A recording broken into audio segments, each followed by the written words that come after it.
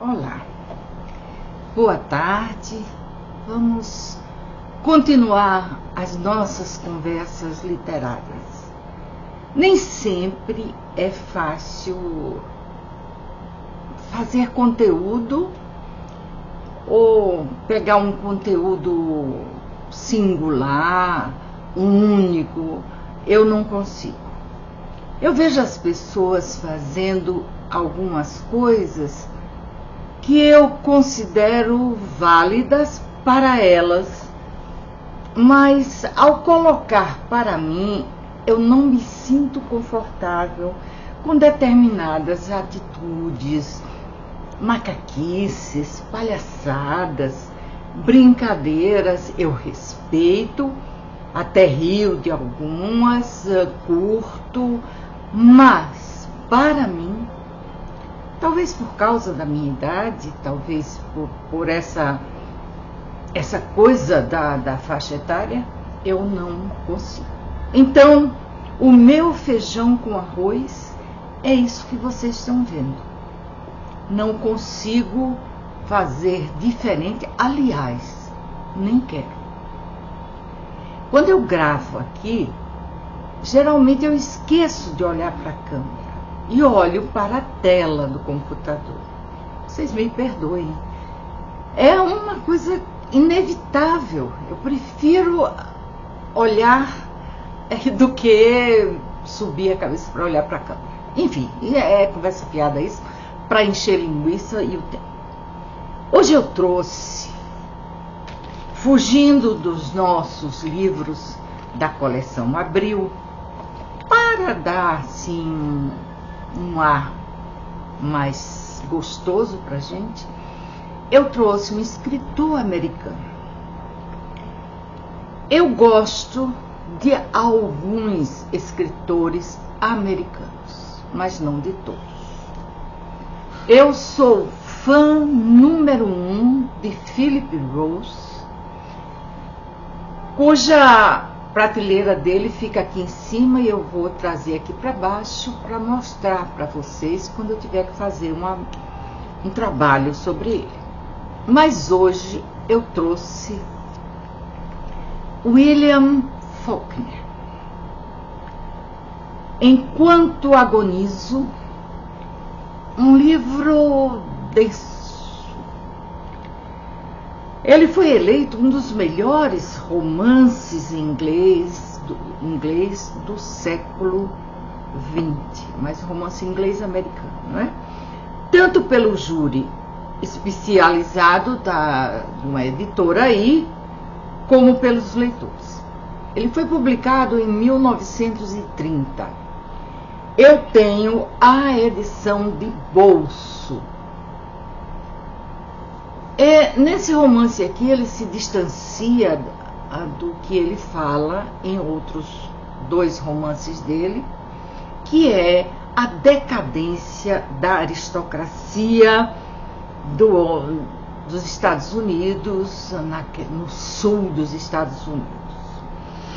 Aqui, ele vai falar de gente humilde, comum, simples, como a família Burdem, ou Bundren.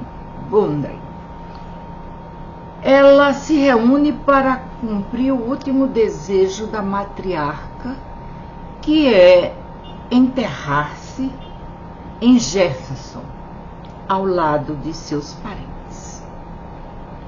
Então, o marido e os 5 filhos concordam, porque há um respeito com relação a esses últimos desejos que transcende a normalidade das coisas. Infelizmente, eu não consegui ainda fazer o desejo da minha mãe, que era enterrar-se em Macaíba, no Rio Grande do Norte, onde estão os parentes delas todos. Ela foi cremada e as cinzas continuam comigo. Quando e se eu viajar até o Rio Grande do Norte, eu levo. Mas a família aqui, dessa matriarca, vai cumprir isso e partem partem com o caixão, determinados a cumprir o seu objetivo. Entretanto, essa viagem vai mudar suas vidas completamente. Faulkner vai tecer um caleidoscópio de emoções, de tensões que afloram a partir da voz de cada um dos personagens.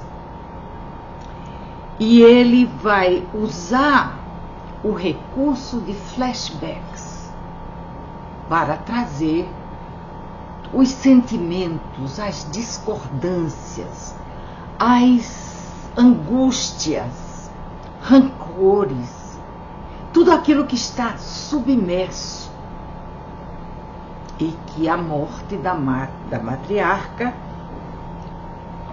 faz aflorar, mostrando a verdadeira condição humana. Uma obra de mestre em um livro pequeno. Eu ando gostando bastante de livros pequenos, com apenas 218 páginas. Né? Bom, esse é um livro considerado menor à luz do Som e a Fúria. Desse livro aqui, Jean-Paul Sartre vai dizer o seguinte: vivemos no tempo das revoluções impossíveis, e Faulkner emprega sua extraordinária arte para escrever esse mundo que morre de velhice e o nosso sufocamento. Só quando cheguei à idade,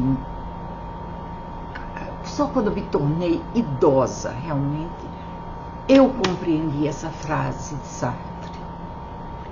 Nós ficamos sufocados por tantas coisas na velhice que sequer sabemos narrá-las, mas Faulkner soube. Ele dá saltos inesperados no tempo, o que compromete para o leitor desprevenido a narrativa.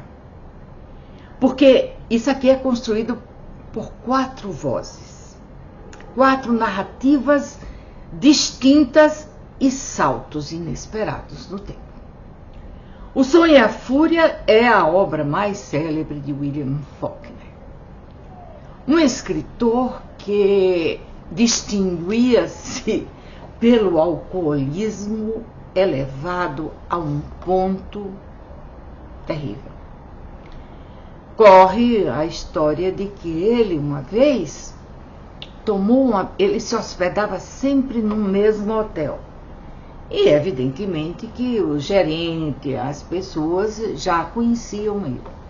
E numa dessas bebedeiras, ele erra o quarto dele, ou alguma coisa assim, e ele se agarra com uma caldeira, qualquer coisa assim, que estava quente, em ebulição. E só não morreu porque o gerente conseguiu tirá-lo dali, mas ficou com queimaduras enormes. Era visto se arrastando, bêbado. Isso importa? Não, não importa. É como às vezes que você cita a esposa de Sartre, não é? E as pessoas dizem, mas ela foi isso, ela foi aquilo outro. Não importa. Importa é a arte dela. É o que ela escreveu. Depois, um dia eu trago a obra aqui dela para a gente conversar sobre isso. Por enquanto, vou ficar em Steinbeck, O Som e a Fúria, e vamos conversar sobre o que J.M. Coetzee, esse grande, ele vai falar aqui, veja se ele fala aqui sobre William Faulkner. Aqui, nessa obra de J.M. Coetzee, eu não sei dizer o nome dele, esse escritor sul-africano, ele vai falar sobre Faulkner e contar várias histórias. ele narra coisas que nós não sabíamos e precisávamos saber, porque há em nós, como leitores, uma curiosidade sobre a vida dos escritores. E nós vamos seguindo, não é? Quando eu li As Vinhas da Ira, eu fiquei querendo saber da vida de John Steinbeck. Mas não é isso que me trouxe aqui hoje. O que me trouxe aqui hoje foi William Faulkner e o considerado seu livro mais difícil, O Som e a Fúria. Ainda tem outro dele que eu não tenho, não me atrevi a comprar para ler, e Finnegan's Wake, acho que é Finnegan's Wake, não estou bem certa agora, que é terrível. Mas esse aqui dele, Luz em Agosto. Esse é um livro, para mim, soberbo. Uma mulher americana branca vive sozinha em um casarão senhorial dos áureos tempos. A população não branca que circula ao redor considera que ela é rica. E neste romance, foi esse romance que consagrou realmente para William Faulkner o Prêmio Nobel de Literatura. Então, aqui acontecem duas histórias paralelas que colidem em um enredo marcado pela religiosidade do sul dos Estados Unidos, do sul rural dos Estados Unidos, onde a ignorância impera, o preconceito, o racismo e uma série de outras coisas. Lena Grove é abandonada, grávida pelo marido, percorre o país a pé e de carona. Já o órfão Joe Christmas, foragido depois de atacar o pai adotivo, suspeita que tenha ancestrais negros, apesar da pele clara, e mergulha em uma crise identitária no coração de um país radicalmente segregado. Faulkner conduz a narrativa com maestria, compondo um panorama impiedoso de uma nação atormentada pela guerra civil e pelo racismo. E o que tem a mulher lá naquele casarão? Tem que ela consegue conviver nessa vizinhança e ela consegue interferir nessa vizinhança e ela consegue manter relacionamentos nessa vizinhança. Ralph Ellison, um escritor famoso, diz o seguinte: apesar de sua preocupação estar focada no sul dos Estados Unidos, Faulkner buscava, na verdade, a natureza humana, a condição humana em sua crua realidade. É a ele que devemos nos voltar para encontrar, estou lendo textualmente aqui para não ferir o texto. É a ele que devemos nos voltar para encontrar a continuidade do propósito moral que dá grandiosidade aos nossos clássicos. Porque de cada leitura absorvente que fazemos, de cada leitura que nós chamamos de clássicos, quer sejam contemporâneos, nós temos que tirar lições, não é que nós temos, o melhor termo seria nós devemos. Eu ainda diria mais, nós precisamos tirar conclusões, tirar algo de bom para nós e nos mantermos, na medida do possível, fiéis a essas lições que vamos aprender. Aqui tem A Leste do Éden, mas eu vou procurar As Vinhas da Ira, que está nessa coleção aqui, nessa preciosa coleção, ainda que, como disse alguém em uma rede social aí, a tradução de alguns desses livros não seja da melhor qualidade. Aliás, voltando a essa coleção, eu diria que a letrinha é miúda, e essa aqui é até graúda. Mas tem trechos aqui, como os Irmãos Karamazov, que você sofre. O vermelho e o negro. Olha a fonte.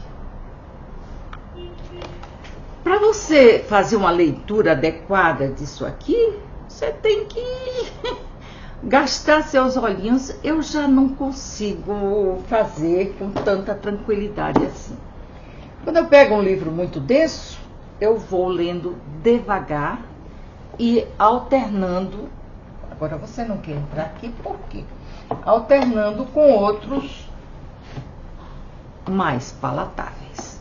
Mais palatáveis no sentido de fonte, cor da página, apoio para as mãos, porque livros muito pesados, depois que eu tive a chikungunya, eu já não consigo segurar direito.